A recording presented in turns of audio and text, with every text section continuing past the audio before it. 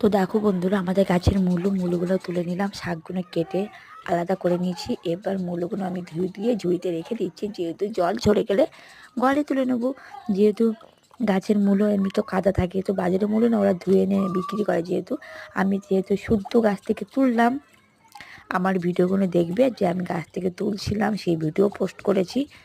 তো এটা একটা ছোট্ট ভিডিও তোমাদের সাথে শেয়ার করছি।